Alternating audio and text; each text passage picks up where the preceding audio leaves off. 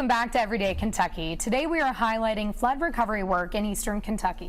Thursday marks 1 year since that deadly storm. Appalachian Regional Healthcare will be holding a moment of silence at all 14 ARH hospitals. And Angela Bailey with the ARH Foundation joins us now to talk more about that. Angela, thank you so much for being here this morning. But, you know, I think first and foremost, we just want to hear about the foundation. Oh, thank you for having me here. The foundation is honestly a labor of love. We support all of the work of the ARH healthcare system, as well as support community education projects and the general health and well-being of the people in our areas. So let's talk about what the foundation has been able to do since the floods happened last year. Wow, that is huge. I know Holly talked about the immediate supplies that we were able to provide. We have also provided over $1.2 million into support to the community. Sometimes it's been through pouring footers or buying lumber that's needed or heat and air systems. Most recently, we provided washers and dryers to over 35 families in the area.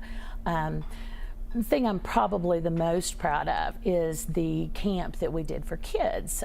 We partnered with Camp Noah and our long-term recovery groups to make sure that children in all of our flood-affected counties were able to go to this wonderful 5-day summer camp that was all about resiliency and healing from trauma from a natural disaster. Yeah, and I know we ran some stories about that, and it was incredible to see that you guys are doing that, and because it can be very traumatic, especially for children, for all ages, for a lot of people. Well, one of my co-workers who was also a victim, who I believe you guys are going to speak with also, I remember her telling me about every time it rained, how it affected her children. Right. And so when we learned about the ability to do Camp Noah, it was really just a no-brainer. So we're so happy to have been able to have provided that.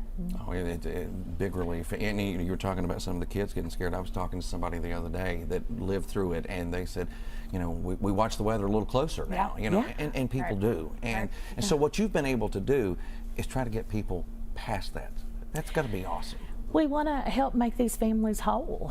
And, you know, at first we really didn't know how to go about that because we had money and we knew that there were needs, but how do you know what individual needs are? How do you know who is most in need? Because while we did have some very generous donors, our supplies and money was limited.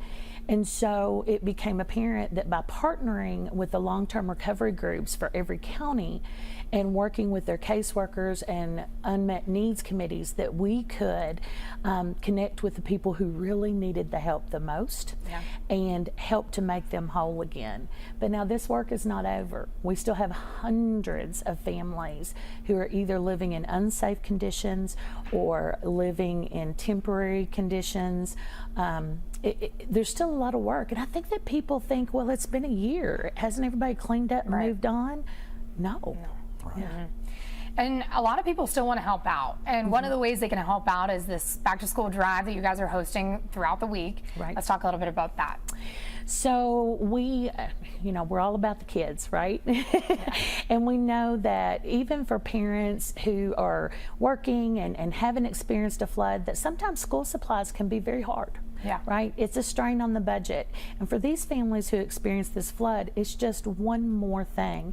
And so we wanted to raise some school supplies for these families and these kids to take that burden off them and make sure that these kids get to start on the same footing as everybody else when they go back to school. And so you can go to our website. It is arh.org/floods with the S on the end, and you can see the list of supplies needed.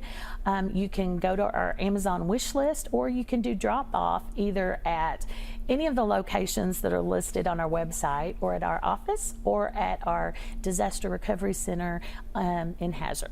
And at all of your properties coming up on the 27th at noon, you're going to hold a moment of silence, correct? Yes, it was so important for us to recognize the 1-year anniversary and how far we've come, but also to get the word out about how far we have yet to go.